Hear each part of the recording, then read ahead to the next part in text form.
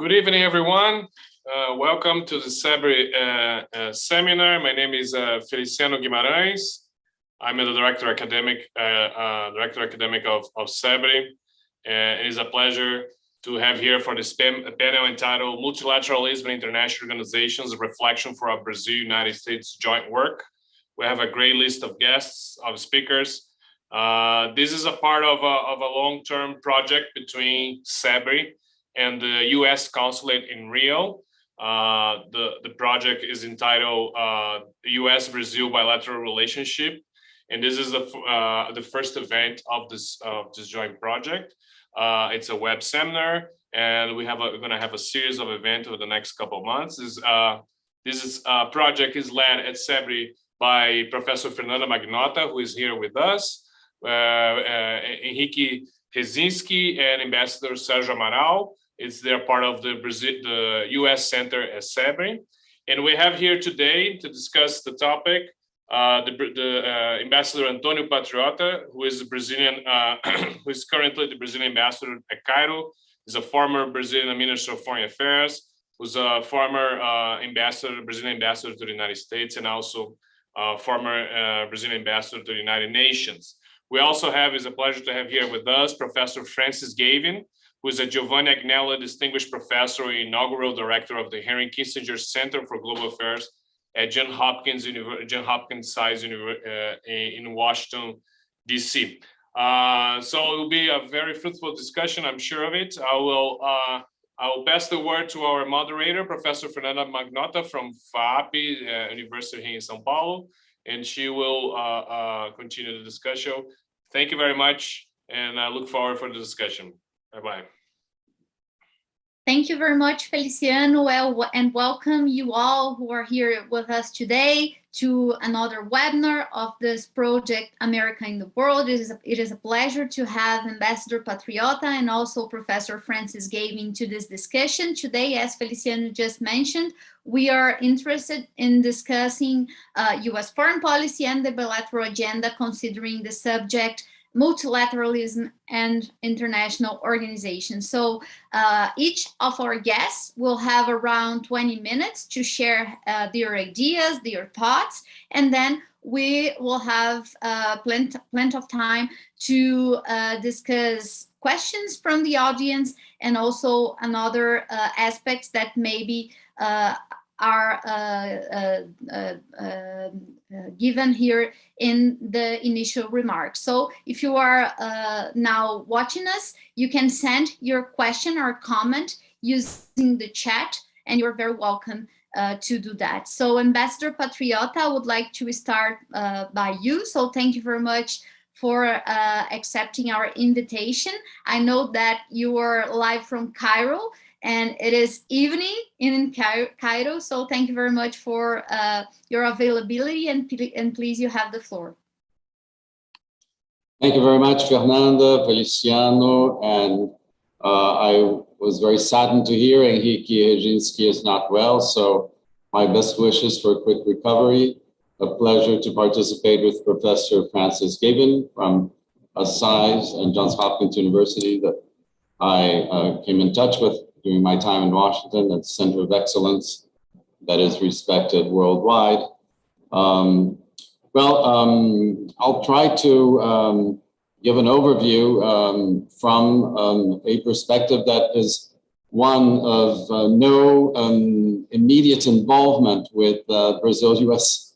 relations in the past few years, but let's say very engaged attitude and strong interest in this vital bilateral relationship throughout my career, and also even from my perspective here in Cairo, where I came in touch with really one of the best U.S. diplomats I've ever met, Ambassador Jonathan Cohen, who was a career diplomat. He was deputy permanent representative to the United Nations, a very knowledgeable, very qualified and personable colleague. I would start by saying that it's difficult to speak about a complex and wide-ranging relationship with very intense activity in practically all realms without looking at some of the personalities that are involved in the relationship. So it's one thing if you have someone like President Trump in the White House and President Bolsonaro in Brazil. It's a different thing with President Joe Biden. And we will have to wait and see what the outcome of the October elections are. But judging if the polls hold and if the predictions, polling in Brazil historically has not been inaccurate. So, the expectation is that there will be a new government on 1st of January, and that will establish a different dynamics. But I would start by saying that President Biden is someone who knows the region well, who knows Brazil well. He came into this job with 8 years experience as vice president. And not only that, but former President Obama had given him quite a bit of responsibility for overseeing Latin America as a region of the world. And it was visible from the many trips he took. And I hosted him once for lunch at Itamaraty when he came to visit President Dilma, and had the opportunity to speak with him at length, as well as with some of his advisors. Jake Sullivan in particular also came during that trip. It was very visible how interested he was in understanding our specificity, and how open-minded and really very frank, and also how attentively he listened, which are qualities that I value very much.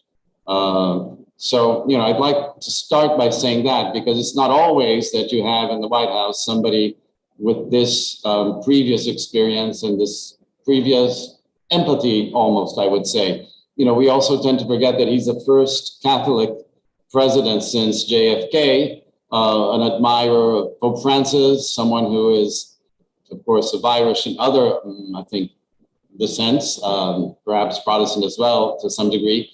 But this is not a, let's say, irrelevant aspect of his personality and of who he is. I think it also creates a favorable disposition to deal with a region that is predominantly Roman Catholic, and Brazil in particular.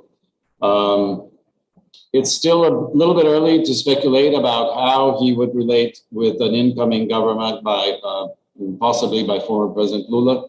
But I will have to use a little bit of my experience as President Lula's ambassador to Washington during his second mandate, because it was a time of very constructive, I would say, dialogue.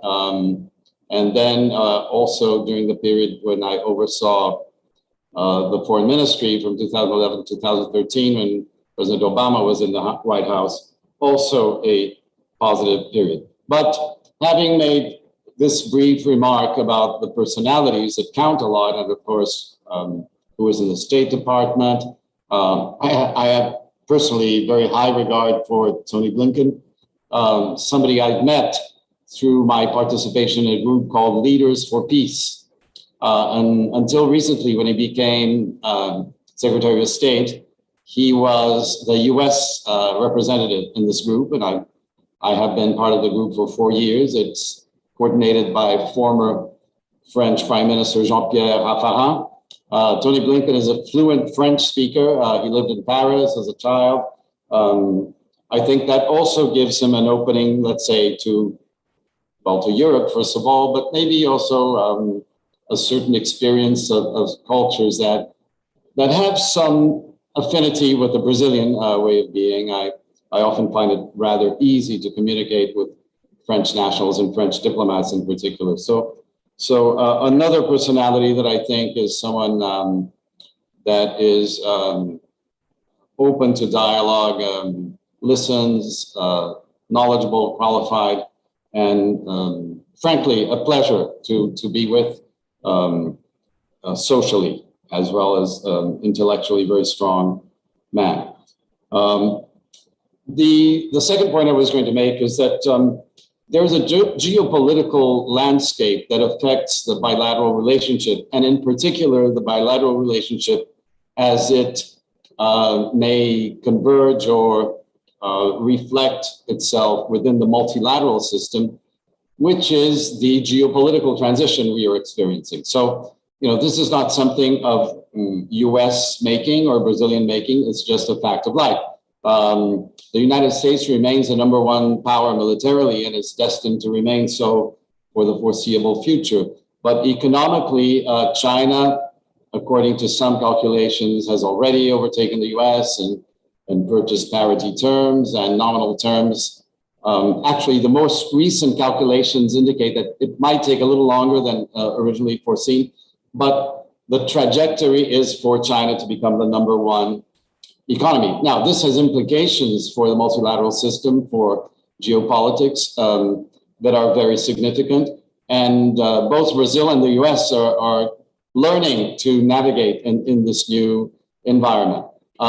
Something that comes into play significantly, and of course, the United States cannot remain unaware or indifferent to this, is the fact that China has become the number one trading partner for Brazil and for many other countries in Latin America. In fact, close to 80% of countries worldwide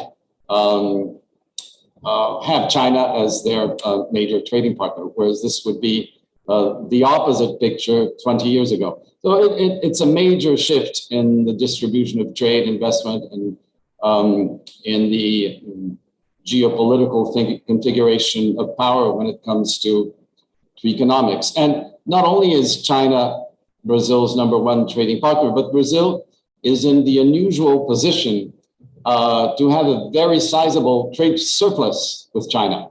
In fact, when I mention this to some colleagues, they usually are very incredulous. They say, no, that cannot be possible. 40 billion surplus in your trade with China. Most countries in the world have a deficit. Mexico has a huge deficit.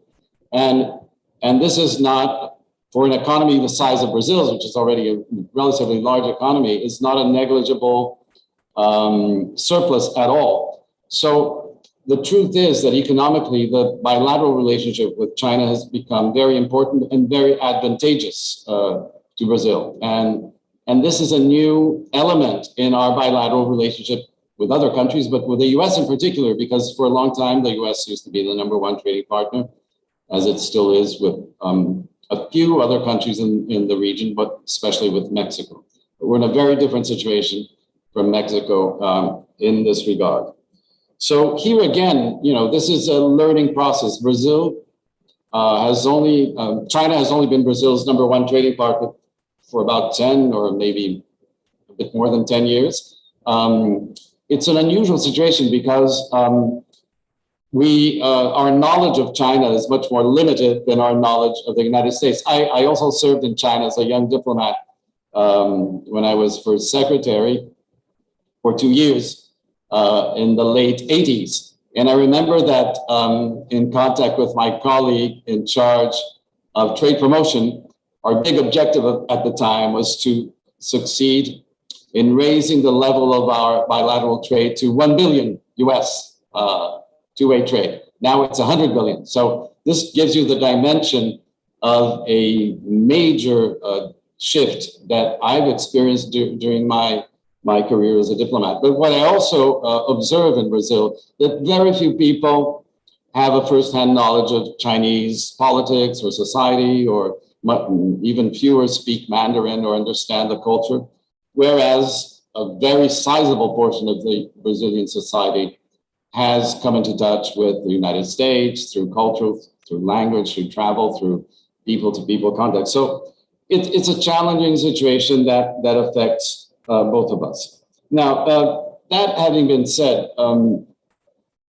what I believe is not an easy situation for the United States. And here we may come into touch with, let's say, different reactions to this development. Because whereas for Brazil, a more multipolar world order is one that, in fact, opens space, diplomatic space in particular, an opportunity for more independent positioning and for looking at whatever is the most advantageous let's say position on any given topic, even within a UN, for example, within a UN context. For the United States, I think this involves an almost psychological or psycho-emotional adjustment that is quite challenging, because the United States has been through, well, a bipolar world where it wielded extraordinary influence with half the world, then through what was called a unipolar moment, when the primacy in military, economic, diplomatic influence was in the hands of the United States. And now we are experiencing something different. It's difficult to find a term that captures perfectly what we are experiencing, because in the military sphere, I think there are really 3 or 4 main actors. And the economic, maybe the G20 reflects a more plural environment of countries with economic influence. But then I would argue that in the diplomatic sphere, there's a much more open field where even mid-sized countries can wield influence, and even very small countries and alliances, such as the small island developing countries, when they decide to act in coordinated fashion, they can have very big diplomatic influence. And this is something we welcome, because I believe that Brazil actually has had a rather consistent, although there have been inconsistencies, especially during our recent history. I won't go into that in too much detail, but our audience at CEBRI is, of course, very sophisticated and knowledgeable. But a consistency is in the following, is that we've, especially after democracy returned to Brazil, we've also been vocal about expressing a preference for more democratic multilateralism. More democratic means more multipolar, more inclusive, more plural, more open to debate, with more permanent members in the Security Council, an expanded Security Council, and with no kind of chasse gardée, you would say in French. You wouldn't have the prerogative to always appoint the director of the World Bank or certain positions at the UN. And this is not something that the United States welcomes spontaneously. In fact, to a certain degree, it is a questioning of hegemony. And this is a role that I believe Brazil will be assuming even with greater strength, not because of any anti-American or anti-Chinese or anti-anybody, but because of a pro-multilateralism, pluralism within multilateralism. So this is something that we will have to administer with wisdom, because it does not position us completely on the same wavelength. I don't want to prolong my introductory remarks too much, but I thought of maybe mentioning 2 or 3 topics where I believe the relationship will be fundamental in the coming years. Of course, the environment is one of them.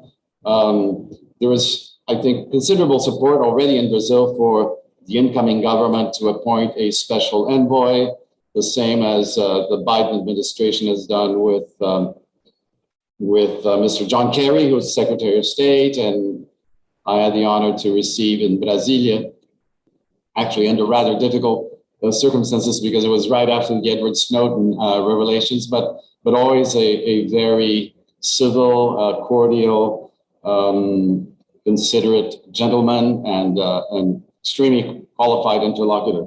So it's quite visible, even from the news that we read now, that this will become an increasingly important part of our international agenda. We are destined to remain and even become more, more visible, more of a protagonist on environmental issues.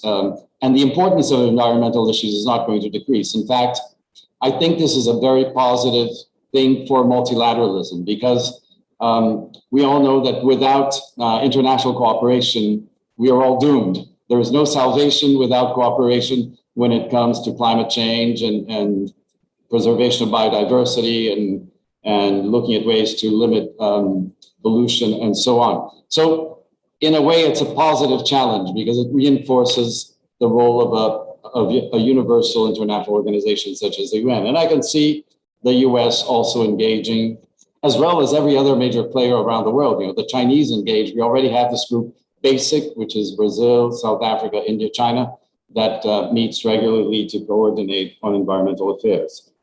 Of course, you know, the economy and US remains the #1 investor in Brazil. And during the Dilma years that I followed more closely, there was a CEO forum, which started actually even earlier during the Lula years. And at the time was considered a very positive experience. I think this knowledge that the two countries and the two private sectors have of each other is something that really is worth valuing and even stimulating because partnerships can come out of this, a stronger cooperation on science and technology, which is something we very acutely need. I am also very much in favor of stronger cooperation in education. There was a program, Science Without Borders, that brought many young students to the US at the time. And this is something that I think deserves to be revisited at some point because we are all aware of the excellence of American academic institutions, including Johns Hopkins, of course, not only in the sciences, but in the humanities. And I remember during some talks with Hillary Clinton when she was my counterpart, also in wondering, why don't we do more on culture? Because, you know, there is a fascination in Brazil with US culture. I'm personally a bit of a part-time musician, so I'll do a little bit of a commercial for my first CD, which is on Spotify. You can listen to. And I've always been an enthusiast of jazz and New Orleans music and so on, but not only music, you know, the cinema, culture, literature, everything. And I'm sure that American audiences would greatly benefit from being more exposed. And already Bossa Nova has had extraordinary influence in US music and jazz. So, you know, this is where you can see the beauty of the bilateral relationship flourishing. You know, something like Frank Sinatra and Tom Jobim singing together in a kind of neither jazz nor bossa nova, strictly speaking, mode. And I strongly believe that this is something that can be replicated in many areas. But I also believe that there are areas where we are not destined to see the world and see the multilateral system working in the same fashion. So you need a very mature dialogue for differences to be understood. I was going to make a brief comment about military cooperation. For example, Brazil has written into its constitution the commitment not to develop nuclear energy except for in peaceful purposes. And we adhere to this very strongly. We are part of the first denuclearized zone in the world under the Treaty of Tlatelolco. So, you know, all Latin American, Caribbean countries have committed not to develop nuclear weapons. So the relationship with a defense alliance such as NATO, which does foresee the use of nuclear weapons, according to doctrines that I'm not entirely familiar with, I'm not sure. I think there's an ambiguity about first use or non-first use. This was never made explicit. But certainly we were very engaged in the negotiation of the Treaty for the Prohibition of Nuclear Weapons at the United Nations, which was actually a civil society initiative. Very interesting how they succeeded in placing this on the agenda, then eventually earned the Nobel Peace Prize from the Norwegian Academy. And Brazil was the first country to sign this treaty. Now, this, of course, made us come into very direct conflict, not only with the US, but with NATO. And in defending some principles to which we adhere very strongly. In fact, I think of the larger economies, the larger territories in the world, the countries with the largest number of neighbors, we have 10, which is number 2 after China, Russia. We are probably the most pacifist in the world. And I don't believe we will be compromising very much on that front. So that does entail a certain difference in perspective when you look at world challenges in terms of maintenance of peace and security. At the same time, we are the developing country that has been an elected member of the Security Council for the largest number of times. We've been 11 rounds an elected member, which is, let's say, the most frequent attendance together with Japan. So there is often a misunderstanding of Brazilian positions taken in the Security Council that I think requires some discussion. And maybe we are not ourselves all that good at communicating and making explicit. I was personally upset in reading in President Obama's autobiography that he had been visiting Brasilia when he authorized military intervention or action in Libya, and that this was particularly difficult for him because he was visiting a country that doesn't like to take positions on issues such as these. Now, I find that almost offensive because we took a very, very clear and explicit position. The position was in favor of the UN Charter, in favor of exhausting every possible effort to solve the Libyan situation through peaceful means. But this is not always well understood or well appreciated. So, you know, whereas I see scope for great positive interaction within the international multilateral system, I also feel the need for a stronger effort at understanding the specificity of where we come from. And especially now, maybe there's an opportunity, and I'll end on this positive note, because even though the Ukraine tragedy is something that we all deplore and we have all condemned, certainly the US and Brazil have very strongly condemned in the General Assembly, I welcome the fact that the US and the West have made it very clear through their adherence to the General Assembly resolution that they're against the unilateral use of force, that they're against military intervention in violation of international law, and that they're in favor of protecting the territorial integrity of countries. Now, this is a very welcome development because we will all remember not so many years ago where there were doctrines about preemptive war, and you would often hear secretaries of state saying, oh, we will abide by our multilateral obligations to the extent possible, but whenever, you know, a very strong national interest is at stake, we will go unilaterally. So, you know, this is the kind of selective implementation of multilateralism that we find very hard to digest historically. And I hope that given the adherence, the very significant adherence to this latest resolution on Ukraine, maybe we are past that post, because in the multipolar world, if you go unilateral on the use of force, you're really encouraging chaos. And I think we need to really reflect on this very carefully. Brazil, I think, will be a very interested interlocutor in trying to reach better understandings on issues such as these in the future. Sorry, I may have taken a bit longer than I was expected to, but so many ideas crossed your mind that I thought that they would be worth mentioning. Thank you very much. Thank you very much, Ambassador. It was just perfect. And now we give the floor to our speaker from Washington, D.C. So we are managing the time zones here from Cairo to the U.S. Professor Francis Gavin, thank you very much for your time. And we are very willing to hear your thoughts, please.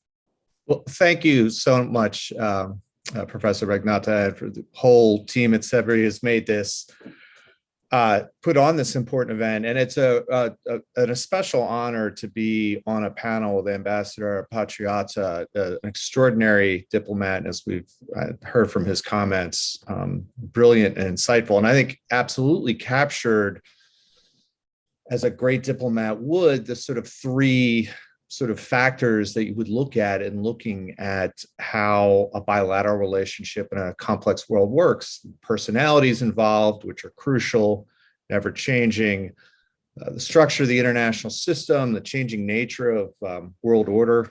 I think we're in a period of great flux and change and uncertainty.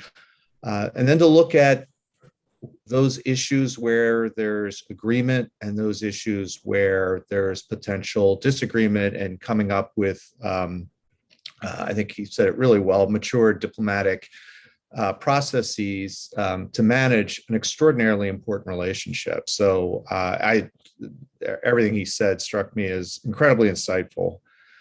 What I thought I would do is, from my perspective in Washington, is to talk a little bit about how the Biden administration's foreign policy has developed, and then end up talking a little bit about what this means for multilateralism and also the bilateral relationship. And it's interesting, when I was thinking about what to say, I was looking over my notes and I found a talk I had given almost exactly 2 years ago to a Swiss audience who were basically asked me to talk about what were the differences between the two presidential candidates, Donald Trump and Joe Biden. And it was really interesting to look at those comments, because I do think 2 years ago, there was this expectation that the two candidates represented profoundly different worldviews, with profoundly different possible outcomes. And as I started thinking about how events have unfolded for the Biden administration, one is struck with how, certainly in the way of conveying their policies, there are certainly stylistic differences, but perhaps surprisingly more similarities than anyone would have anticipated, which is interesting. And perhaps not entirely expected. So that was an interesting experience. And so basically, there's sort of 4 periods I want to look at. First, the kind of transition in early days of the Biden administration, the Afghan debacle, then the response to the crisis in Ukraine, and then sort of to look to the future and what the kind of challenges will be before turning to the bilateral relationship and the future of multilateralism from an American perspective.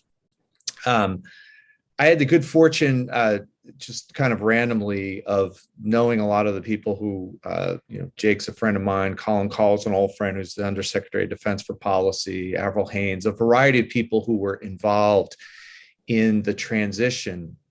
And one of the things that was really impressive was, we all know this is true for democracies around the world. It's particularly true in the American case, but the first year of an administration can be challenging, right?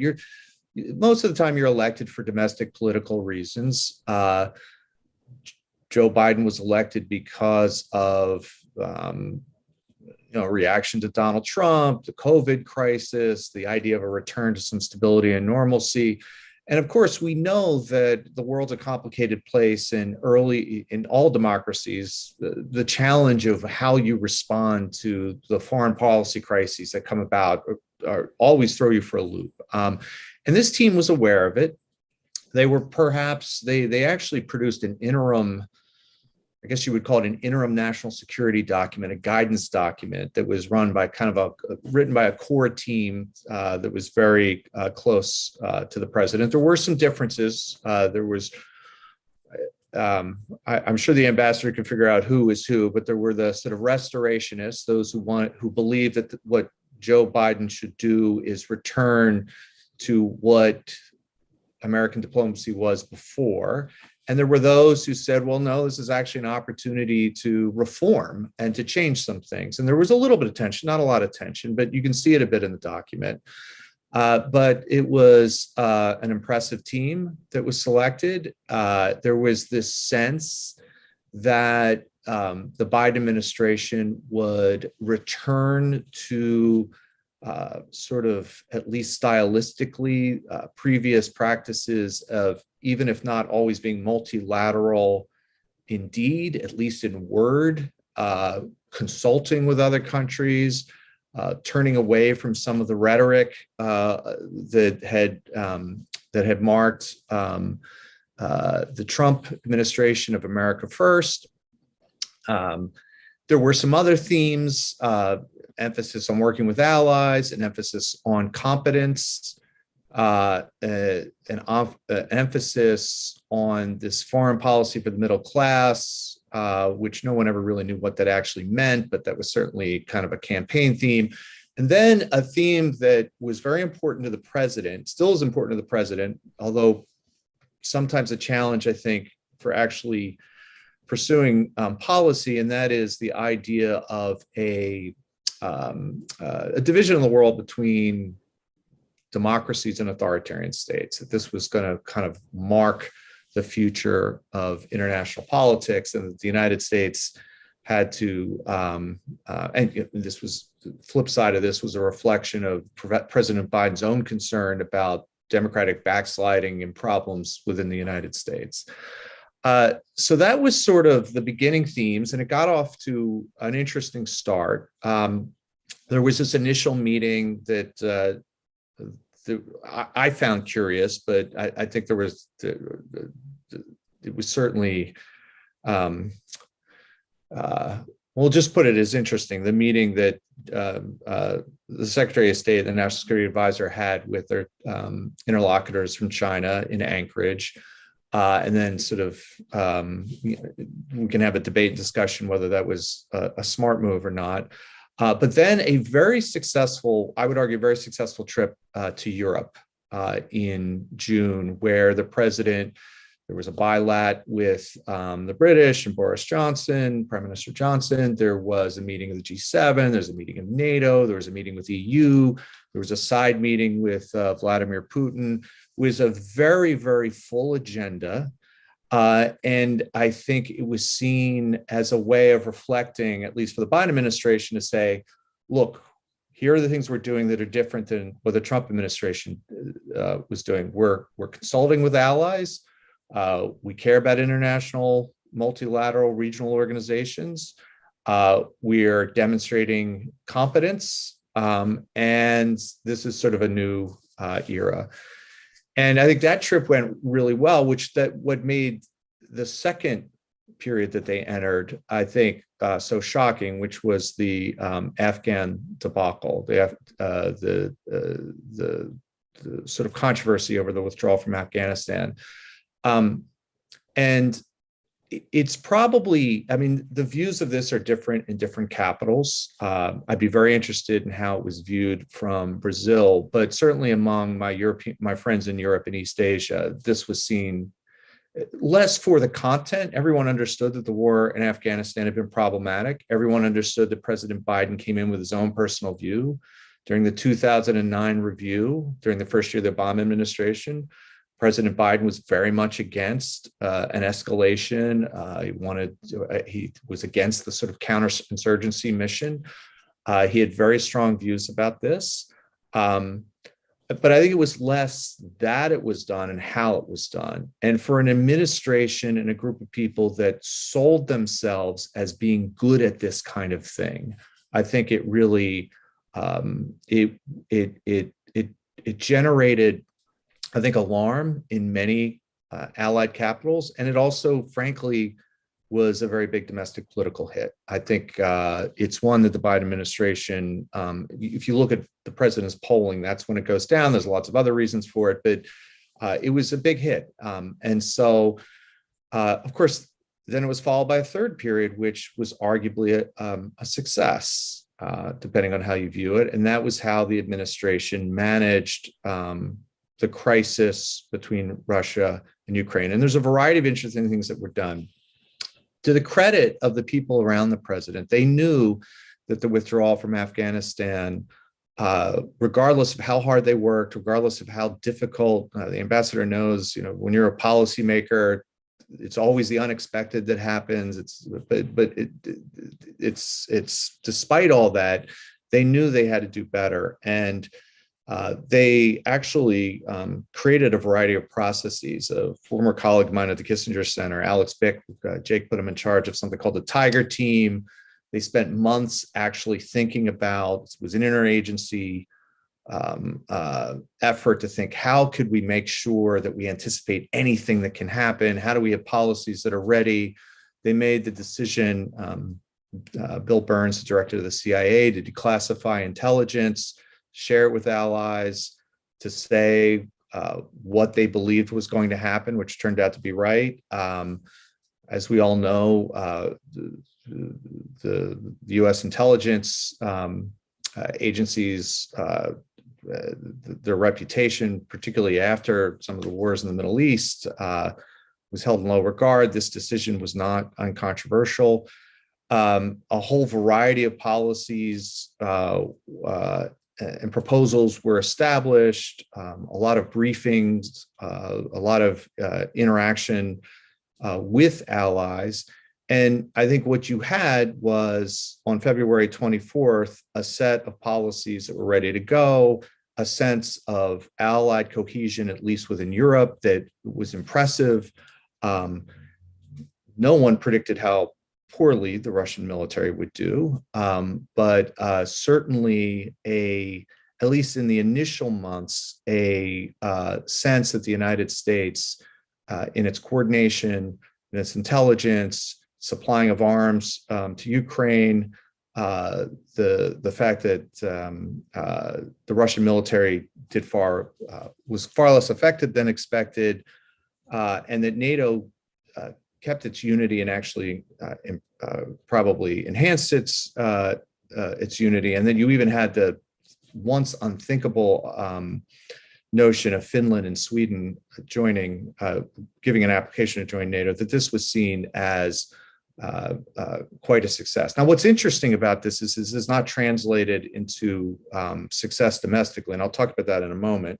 This leads to the third area, which what will happen going forward. And even though I think the Biden administration has had a good recent period, there's a variety of challenges that are coming that I think will put a lot of pressure on the administration, a lot of pressure on the United States, and which will involve a lot of consequential and difficult decisions. The first, even though the Russian war in Ukraine is a terrible tragedy, just absolutely awful.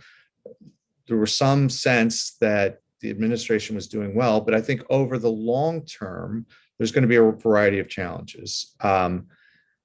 The world is facing inflation, food shortages, spikes in energy prices, concerns about escalation, concerns about a war continuing, and there's a question about how long, the longer this war goes on, whether or not that newfound sense of unity that NATO and some other American allies have will continue, particularly as energy and food pressure increases, and also if it turns out, as often happens, the public loses interest, Russia is in this, turns this into a long-term war of attrition, how will that turn out? There's a second area, which is a challenge, and this gets to one area where I think the Biden administration is a lot more like the Trump administration than people realize, and that is this focus on great power competition. Secretary Blinken gave a big speech on China. It was interesting. He mentioned this three principles: invest in strengths, align with allies, and compete over core interests.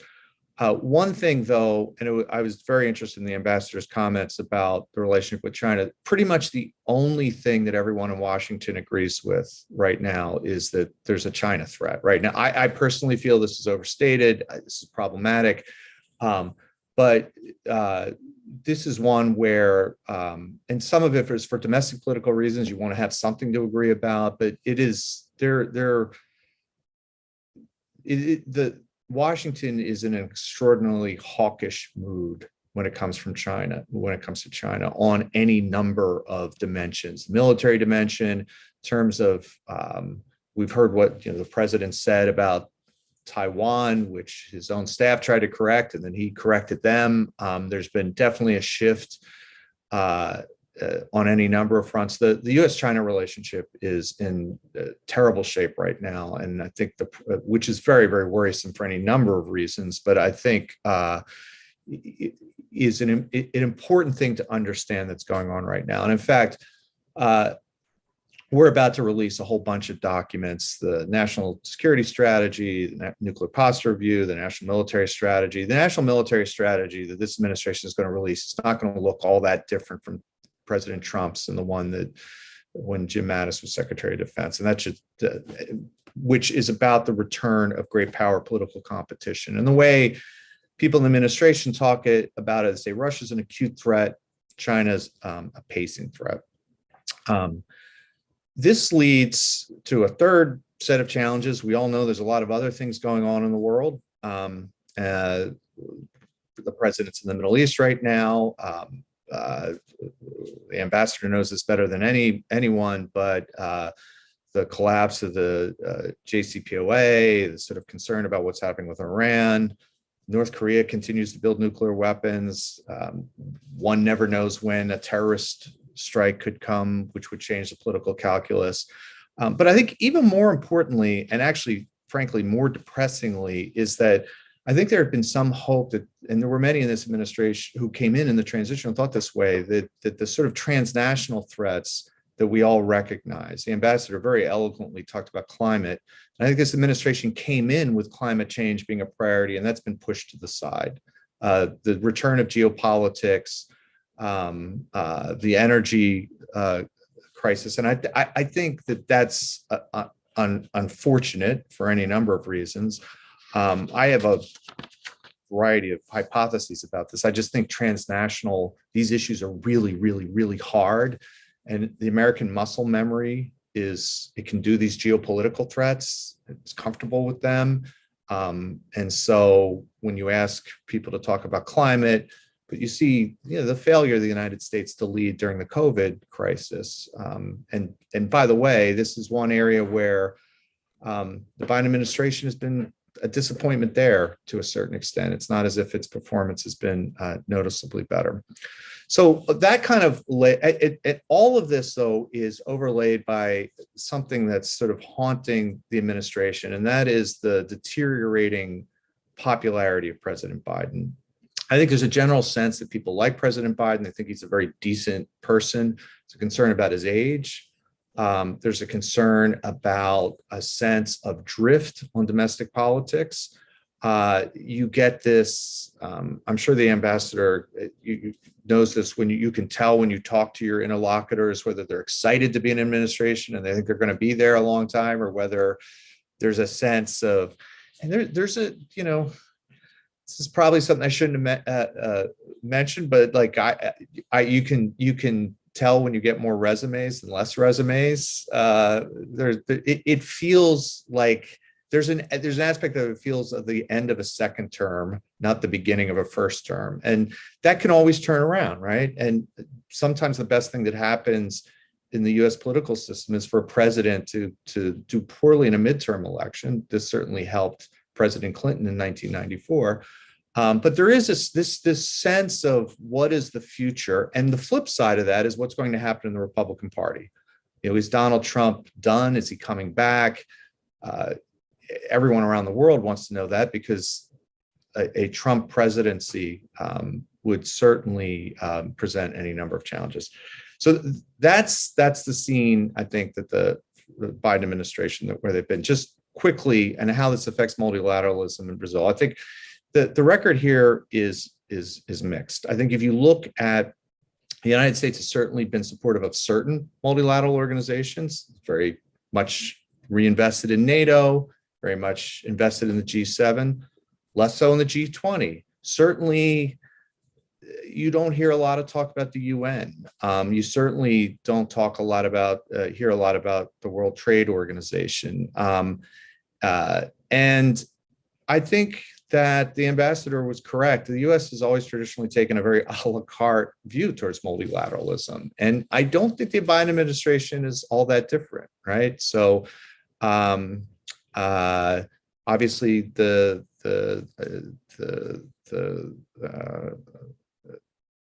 been more consultation. I think there's a sense of, at least stylistically, listening to other major players, but I don't know that there's been a big shift. And where you really see this is an economic policy. The administration doesn't really have a trade policy, and the reason that is because it's politically very complicated. And so, all of this comes at a cost, because I think there is a sense, and the ambassador is absolutely right, that this would have been a real chance. I think we all recognize that our multilateral institutions, many of which were created in the immediate aftermath of the Second World War, are good at some things, but we live in a world now, it's climate change, whether it's public health, international economic volatility, whether it's migration, whether it's disinformation, where frankly, some of our legacy institutions are in desperate need of some updating. And this would have been a real opportunity, particularly after leaving a global public health crisis whose death toll is now approaching 20 million, which I think was a great indictment. Some of the failures there was a great indictment of some of the rickety nature of the global multilateral governance structure. And just finally on US and Brazil, I think it's fair to say that President Bolsonaro's close relationship with President Trump, generated some suspicion among, there was more of a chill in the relationship than I think the underlying natural affinities would have predicted, right? I think as the ambassador nicely laid out, there's far more reasons to cooperate and be close and be in constant dialogue. But I don't think there's any denying that at least, while the president himself is a great politician, he understands these things kind of at the staffing level, you could see some suspicion of, well, here was anyone who was close with Trump, and Bolsonaro had a terrific relationship with Trump, was going to be looked at with some skepticism. I also think, given what I said about the China hawks, there's some disappointment. There's also perhaps, I think the president understands this, but at the sort of different levels of the administration, the sort of Russia invasion has very much generated are you on our side or not? Are you on the side of the angels of not or not, which is kind of overplayed. This is something that, a lot of major countries, Brazil is in the same boat as India and South Africa and others have said, well, it's a complicated world. And so I think there is a slight bit of tension there. And obviously on the climate management of the Amazon, all of these issues, I think there's possibilities for cooperation, but there's also some tension. I do think that one thing, this administration has not focused as much on the Americas as it might and as it should have. I think that it is an administration that's very good at doing one or two things, but I think it has, unlike, say, previous administrations who could maybe handle a wider portfolio, I think it's been challenging for them. And I think there's been an underappreciation or an undernourishment of the sort of key relations in the Americas. And hopefully that's something will shift. Anyway, again, I apologize, I went on too long, but I hope that's somewhat interesting and generates some points for discussion. Thank you very much, Professor Gavin. And of course, we have many questions coming from our audience. And I know that we are almost completing 1 hour of our debate, but my suggestion is to have at least one question for each of you, and then maybe a common question for both to finalize our session. So I would like to start by Ambassador Patriota asking a question from Ana Lubel, who asks, Ambassador, will the US have to adjust their diplomatic relations with its partners, including Brazil, as China has been gaining such influence worldwide? The quick answer is yes. Yes, it will have to adjust because it's a very different world from the one in which they are used to operate. Recently I participated in a debate organized by Chatham House in Mexico. It was in Spanish with Robin Niblett moderating, and Tom Shannon was a part of that, Angel Gurria, who's former OECD.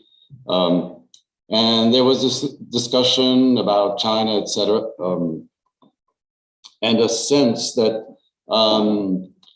I can't recall, I think it was somebody from the audience that said, oh, you know, countries in Latin America that have this very, let's say, strong economic relationship with China will soon discover that this comes at a price. And, you know, it sounded a bit like a hollow reflection or veiled threat, because the price has been advantageous for us. It has been, you know, it's China who's paying a price for importing a lot of iron ore and soya and everything else. And the geographic distance and the fact that there is no historic grievance or no history of interference in the internal affairs of Latin America on the part of China creates, let's say, a kind of a new chapter with a lot of blank pages. It can turn in, let's say, neutral or more positive, more negative direction. But so far, the experience has not been a negative one. And I mean, having lived in China, having made friends in China, and you know, of course, we are committed Democrats certainly at CEBRI and in the Brazilian Foreign Ministry and in Brazil, I would hope so. And the kind of regime that we would like to evolve into, you know, of course, we recognize our shortcomings as a democracy, is one of increasingly plural, with a well-established media, freedom of the press, very functional Congress, et cetera. So different from the kind of model that they represent. But we are aware, you know, that in the multilateral interplay that we are now accustomed to for 75 years, there have always been more authoritarian and more democratic regimes. I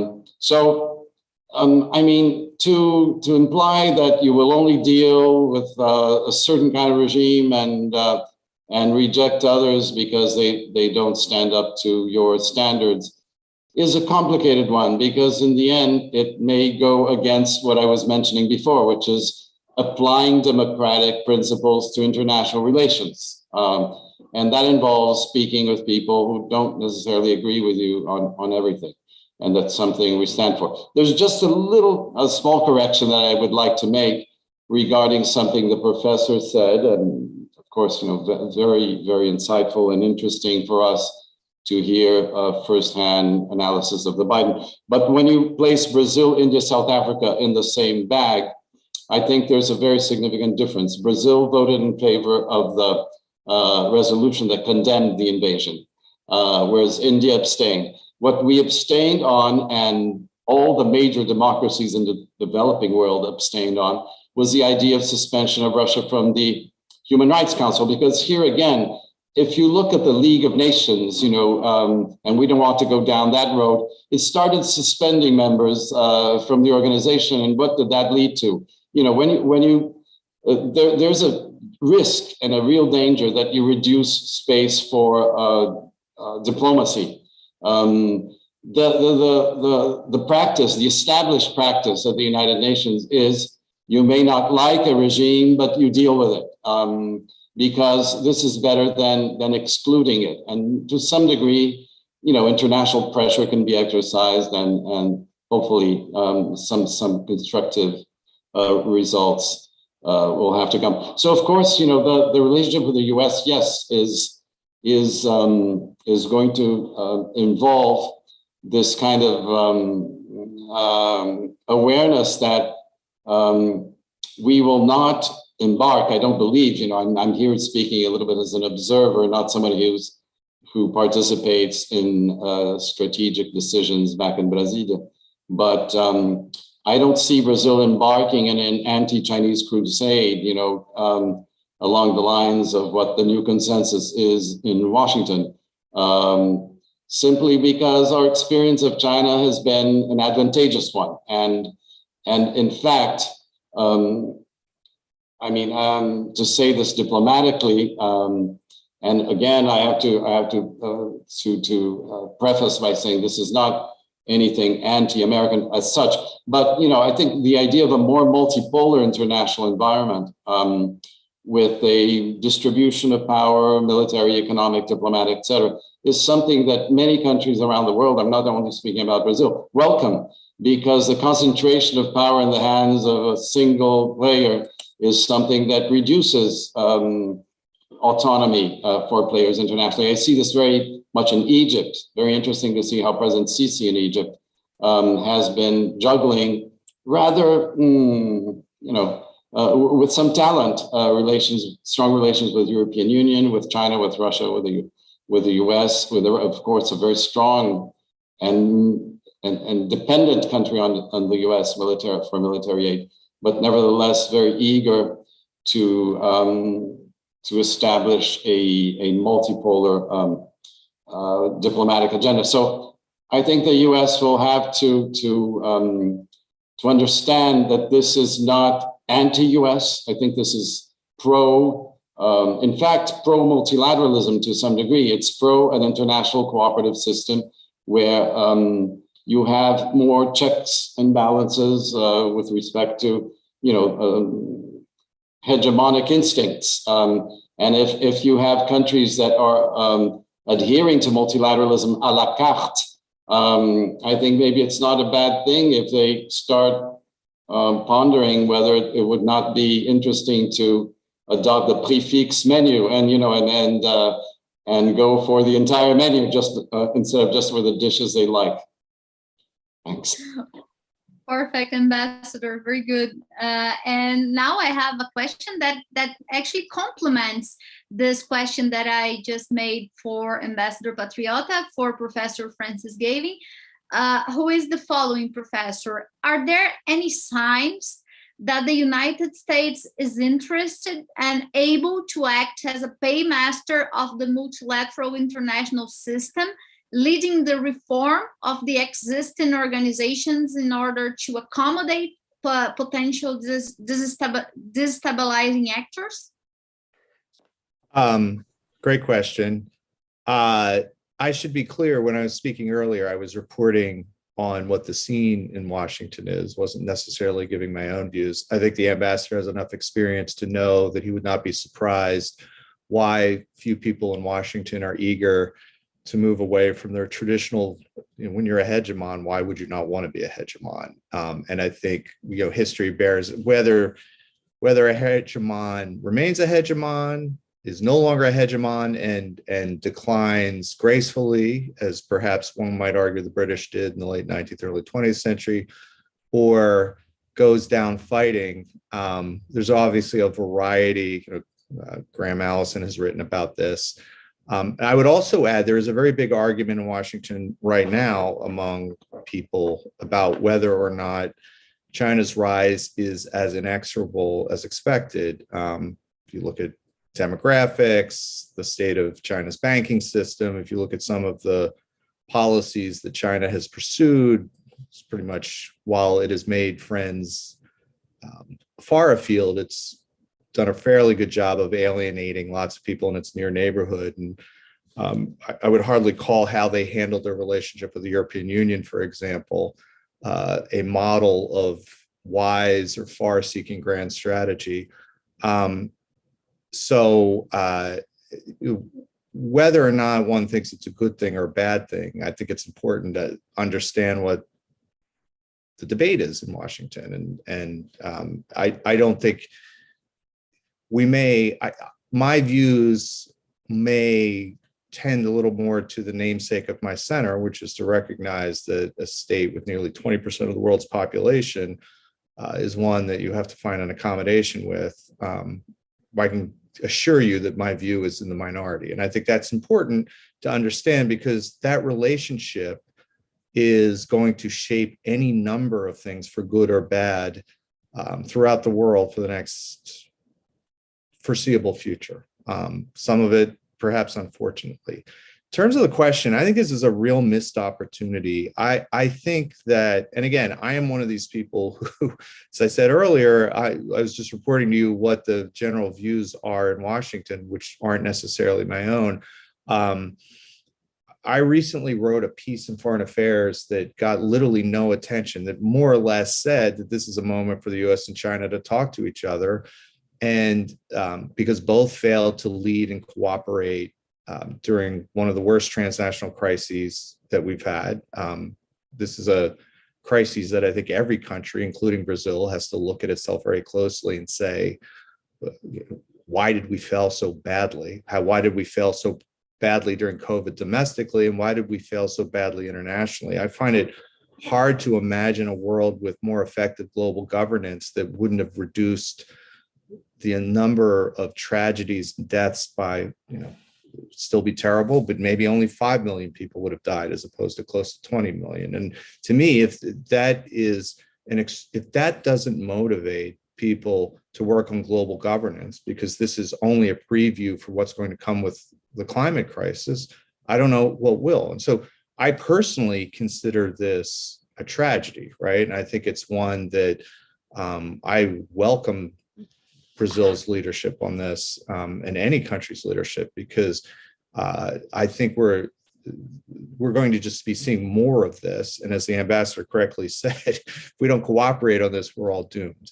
I don't see a lot of, if you're judged by think tank talks, if you're judged by op-eds, if you're judged by what you see in the pages of leading foreign policy journals, you don't see a lot of people talking about, here is a moment for global institutional reform that the United States either leads or contributes to, which is odd. That, in the beginning of the Obama administration, there was that, right? You did get a sense, people did talk about that. And I don't fully understand why. I think it's unfortunate. I think, though, the intellectual energy for that will probably, I imagine, have to come from elsewhere. And, it's desperately needed, because I think the main point, if I understood the questioner correctly, I mean, we're in desperate need of improved global governance, because the types of threats and challenges that we face as a global community are only going to get more acute and are only going to demand more creativity. So I would welcome it from any corner. I don't see the kind of creativity one saw, say, in the United States in the late 40s towards these issues, or even arguably in the early 90s. And I think that's unfortunate. Thank you, Professor. I know we are running out of time, but I would like to address the last question, and the last question for both of you. It is actually a question that gives you the opportunity to sum up your thoughts and views on the subject. And the question is that considering the deterioration and all the challenges that we are talking about in terms of the role of the multilateral institutions, especially the UN, WTO, that were, of course, deeply aggravated by the war in Ukraine, how can Brazil and the US make positive contributions to the debate and regain protagonism on the issue? So this is the last question. I'll start by Ambassador Patriota, and then I go to Professor Gavin. Ambassador, please.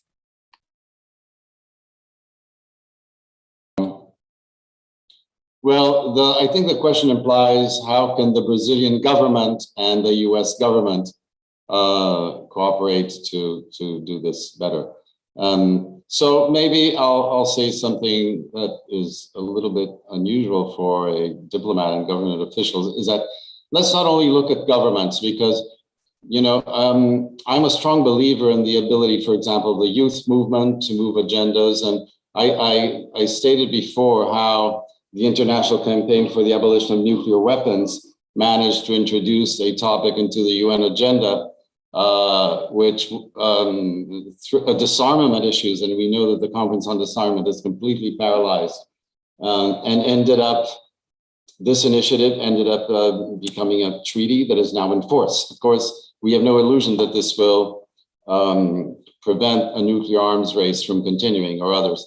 But it's an achievement in itself. So maybe my answer is that let's not only expect governments to take the lead and to move the agenda. I think youth movements, civil society, academics, the media, they can play a very important role because governments end up responding. This young Swedish girl, Greta Thunberg, has done a tremendous job for raising awareness on environmental issues.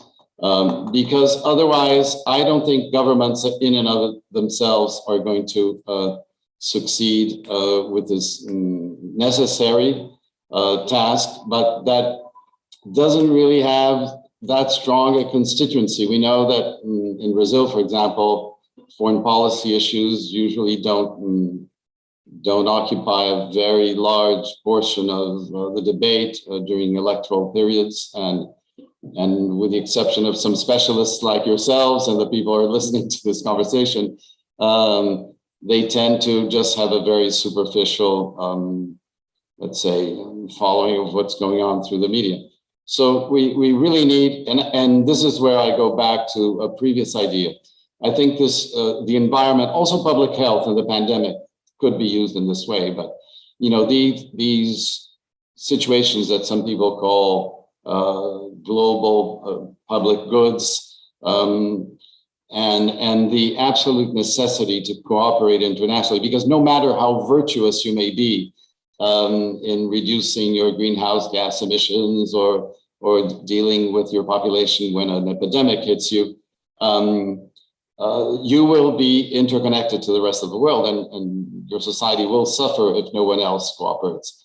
So these are new elements that were not there when there was another geopolitical transition. Professor Gavin was mentioning how the United Kingdom went down gracefully, etc.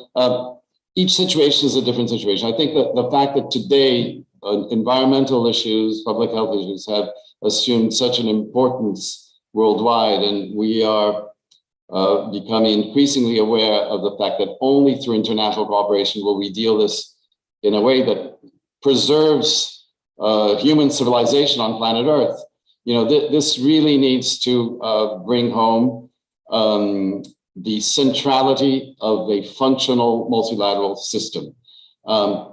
If we use those arguments, I think then you can also make progress on peace and security, on greater respect for international law, and perhaps finding better tools than is the case now today. Thank you. Thank you, Ambassador. Professor Gavin. Well, thank you. And thank you. This has been a wonderful conversation. And I agree with the Ambassador. I actually think looking at non-governmental sources, I mean, one of the things I'm struck about is that the sort of legacy multilateral institutions, many of them developed in the middle of the 20th century to deal with three acute problems that the world faced: world wars, Great Depressions, and decolonization and the emergence of new nations, which in the middle of the 20th century looked like unsolvable problems. And those legacy institutions actually did a really good job for the most part on all three. We've managed several, we haven't had another world war.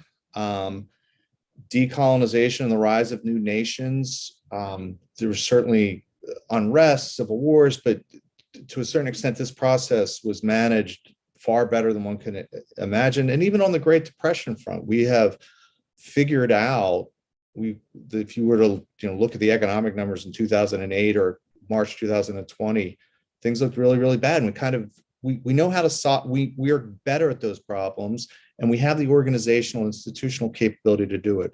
What we don't have and what the existing institutions we have now aren't good at, are these new, as the ambassador said, these global public problems, which I think are the real challenges. Climate. I mean, I'm usually an optimist, and I think both the national and global response to COVID-19 is actually, it's left me depressed on two levels. One, because we did so poorly.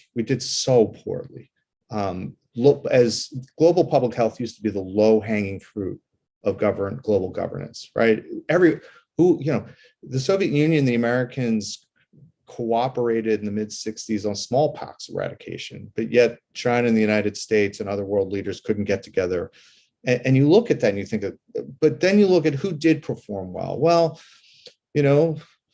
vaccine development around the world was fairly impressive. The science and technological capability, to a certain extent, supply chain management, sharing of information for all the talk of disinformation, the ability to deliver things around the world. And this emerged from, in this case, the private sector. And I think, you look at the non-governmental organizations, in the United States, a group like the Gates Foundation that's done so much. And so I do think the ambassador is right to potentially look at these other sources, but I would hope at some point, because ultimately we are in a state system, and that states would come together to say, we did, 70, 80 years ago, we faced these incredible global challenges. We did a decent job with them. We face a new set of challenges now that need new institutional and governing arrangements. Why can't we do better on those? And I think that's actually the most pressing challenge. And actually,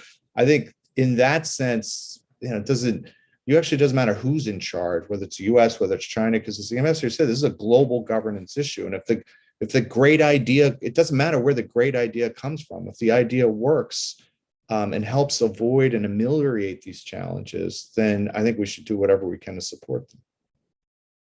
Thank you so much, Professor Gavin. I would like to thank both of our speakers, Ambassador Patriota and Professor Gavin. I would like to say as well that we missed Ambassador Recupero and Henrique Rezinski, but I'm sure that they will be able to join us in the next panels.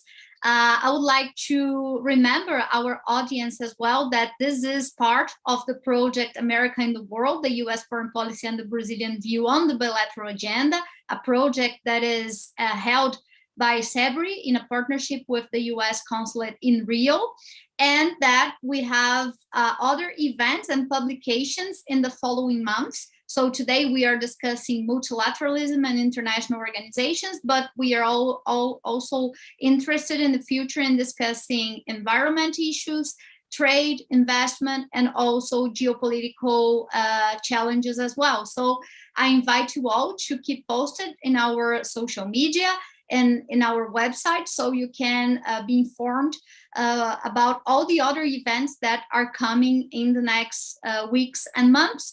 We have also a background paper that gives context to this discussion that we just had today. And when the event is finished, we also will release a summary report with the main ideas that were presented here. So thank you all for your audience. And now I would like to give the floor to Feliciano, who will give the final comments of our events. Thank you very much. Feliciano, please. Thank you, Fernanda. It was a wonderful panel. I enjoyed it very much. I'd like to thank Ambassador Antonio Patriota and Professor Francis Gavin for being here with us. We had more than 100 people in Zoom alone watching us. We received several questions. Fernanda summarized very well what this project is about. It's a joint partnership between the US Consulate in Rio and CEBRI to produce a series of intellectual products over the next couple of months. This is the first seminar. So thank you very much. Unfortunately, Ambassador Recupero and Henrique couldn't be here with us, but I'm sure they will be in the next round. This is a project at CEBRI led by the Center of United States Center that is led by Professor Fernando Magnotta, Ambassador Sergio Amaral, and Henrique. And I hope to see you the next opportunity. Thank you very much for being here with us. See you. Thank you. Bye-bye. Thank you. Bye-bye.